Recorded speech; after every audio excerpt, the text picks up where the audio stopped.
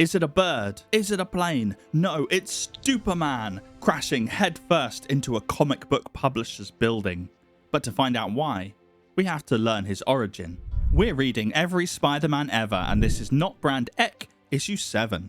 The planet Krypton is about to explode, and so Stuporman's parents put him on a rocket as a baby. But they have to do it quickly because they only have one panel. He shoots off to Earth, says his first word, "Help!"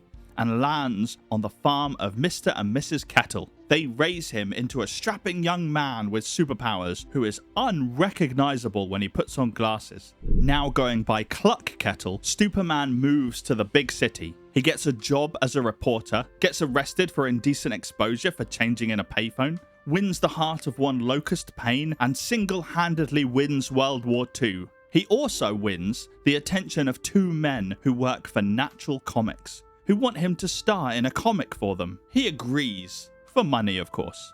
As soon as he signs a contract, Natural Comics begins to make changes. They change his costume to make it more modern, and they make him more resilient and much faster and much stronger. And when he gets too strong, they introduce Kryptonite, his one weakness, which now everybody has access to. So he's always being beaten up. Stuporman resorts to hiding in a box just to get away. He's brought out of hiding by a dog. But not just any dog, it's Stuperdog, a new character introduced by Natural Comics. They're flying around as buddies when they're hit by a kryptonite bomb, losing the power to fly. They're falling to their doom, but they're saved by Supergirl, another new character introduced by Natural Comics. But then, they're all hit by another kryptonite bomb, and they're saved by Sneaky the Stupercat, another new character.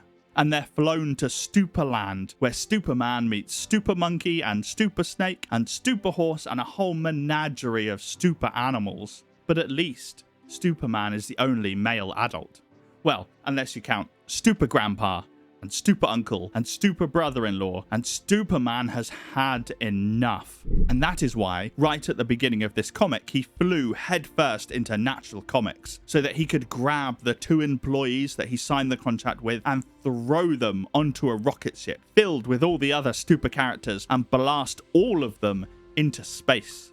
At last, he is alone again. At last, he is the only superhero.